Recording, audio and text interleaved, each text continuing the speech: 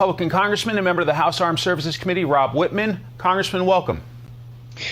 Good afternoon, Mike. Great to be with you. How do you assess what's happening in Ukraine, and is this administration doing enough?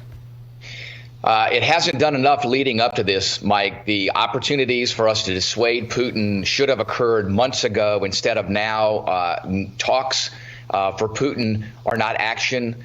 He's a vicious opportunist. He's going to look for opportunities here to be belligerent and attacking in that area. He is going to, I believe, invade Ukraine. No two ways about it. The talk now of economic sanctions are things that Putin's willing to suffer through. He's willing to put his people through that suffering in order to attain his objectives strategically in the region. If, as Chairman Milley predicts, Kyiv could fall in 72 hours after an invasion by Russia, then what? It's not easy to send defensive weapons if the Russians are controlling the Ukrainian capital, right?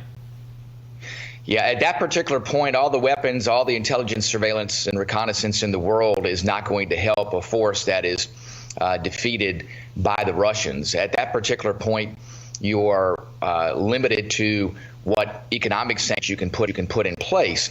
You know, I would argue early on that they should have sanctioned the Nord Stream 2 pipeline. That's where you could have had an effect on Russia. It would have been better earlier on to show presence by NATO in Russian activities there as they began to build up forces along the border. Doing those things now are not going to dissuade Putin. He has in mind what he's going to do. I think he will attack Ukraine, unfortunately. And even with the aid that we've given Ukraine, as General Milley said, it's only a matter of time with a relentless number of troops that Russia has, the military equipment that they have, not only on the Ukrainian border, but also in Belarus. You see the buildup in Belarus, which to me reinforces their intention to invade Ukraine. What are potential next steps from the House Armed Services Committee perspective, and what do you want to see in a final sanctions package to come out of Congress?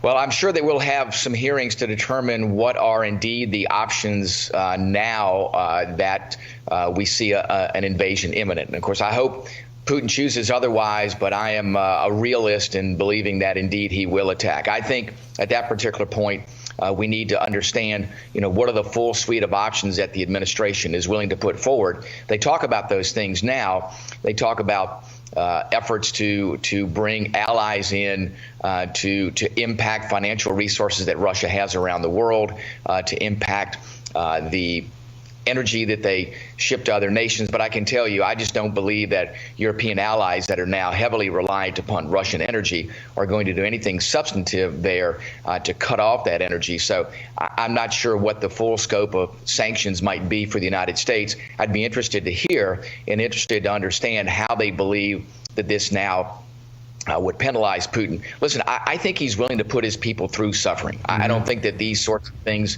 make a difference to him. I think he looks at this as a strategic objective, and he's willing to do whatever it takes. You raised energy. The German chancellor is coming to the White House. One would imagine that that would be a key part of the conversation between the president and the German chancellor, right? That's correct. Unfortunately, Germany gets about 40% of their energy from Russia. So for Germany to turn off the spigot, so to speak, is not going to happen, especially in the depths of wintertime. So the question is then what are the things that they can do that would truly have a crippling economic effect on Russia?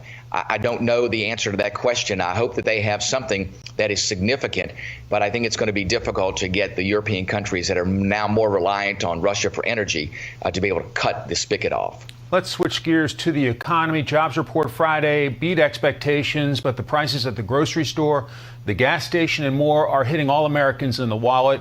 What's your view of our economy right now? Listen, our economy is still in an incredibly bad place with inflation. Listen, the jobs report is a tiny, tiny glimmer in an otherwise very dark background. The number of people that have stopped looking for work is significant. I want to see what's happening with all sectors of the economy, not just certain sectors of the economy, what's happening in all sectors. And I see still inherent weakness there. We have problems with supply chain that aren't going to correct themselves overnight.